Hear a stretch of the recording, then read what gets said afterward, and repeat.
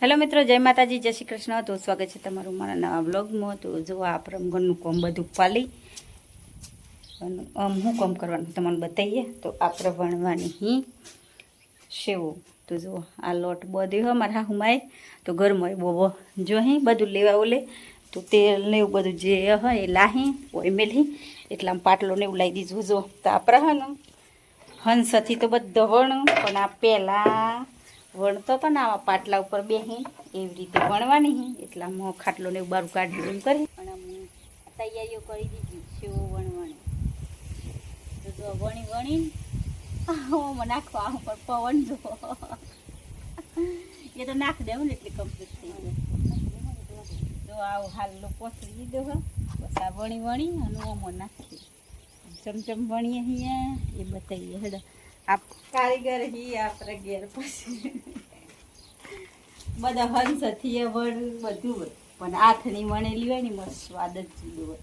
તો દક્ષું જો આપણે સાબરી લઈને આવી એના ઉપર વણવાની તેમાં એક જ હતું એટલે તો આપણે જો આ વણવાની ચાલુ કરી દીધી તમારા હાથમાં વણ અને આપણે આવું ઝીલવાનું કામ કરીએ છીએ.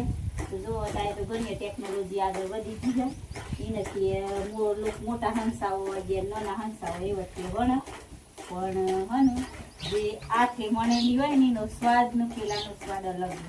તો જો અમે હે ને કોઈ વાર હંસાથી નથી બનતો નહીં આથેથી જ બને કારણ કે અમારે ઘેર કારીગર છીએ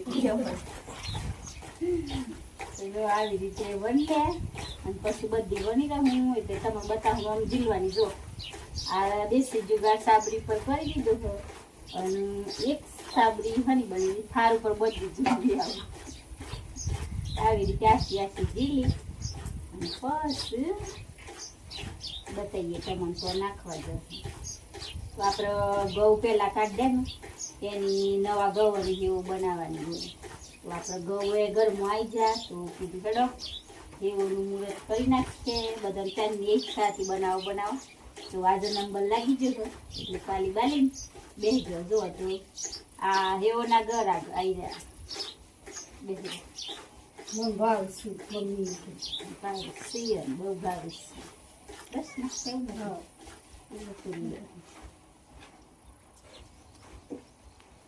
તો આ હા અમારા ગમડાની મેગી. તો જો આપણા મોય નાખવા જઈએ.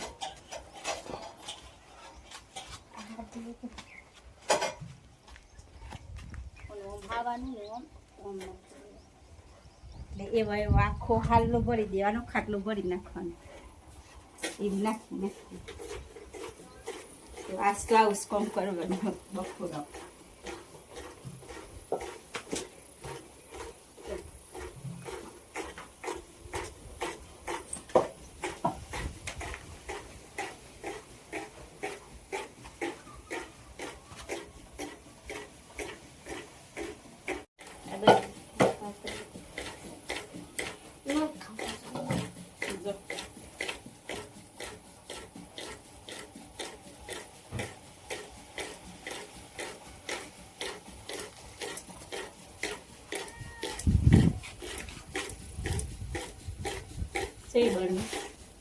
મસ્ત વાળો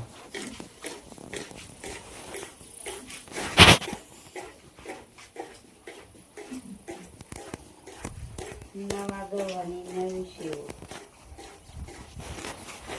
ઘણી એક બે ડબ્બામાં આમ ભરી દેવાની. આવું તો 100 માં આમ બધા ખાવાનું થાય નહીં કર અત્યારે તો એમ કરતું જઈને ઓછું પણ આમ તો લગ્નની સિઝન આવી તો પહેલાં તો આવી જેવું રદ દે નહીં ફૂલે ફૂલે લે તારી જેવું બનાવીને ખવડી દે.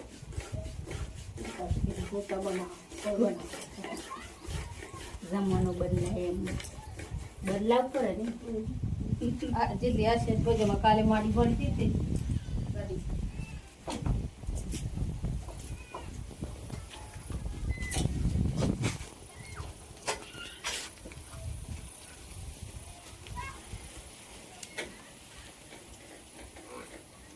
આવી જજો તમારે એવું ખાવી હોય તો ખવડાવી દે.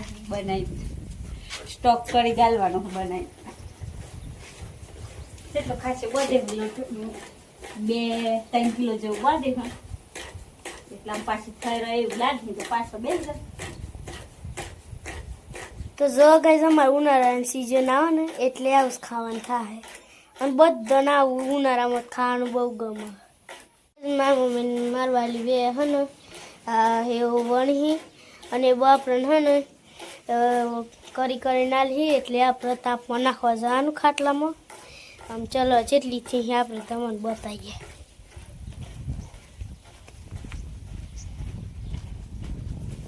જો ગાઈસ આટલી બધી થઈ હજી તો ખાસિયા કરવાનું બાકી એટલે હજી ખાસિયા કરી પછી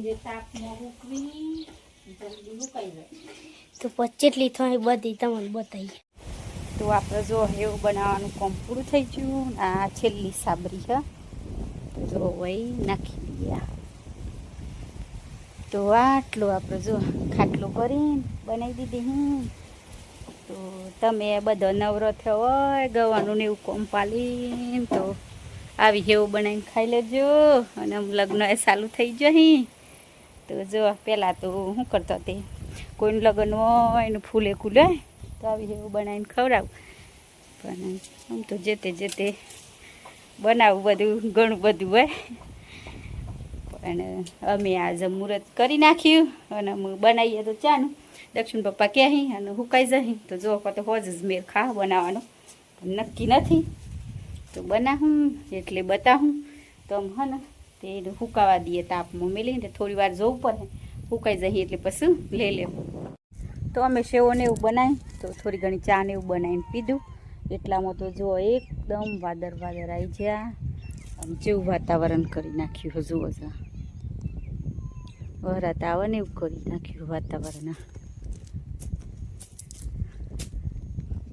આજ તો આયા વગર નહીં રહે એવું લાગે ને. આજની આગાહી આ બાજુ અમારી બાજુ વધારે તો જુઓ એકદમ કાળું ભમર કર્યું.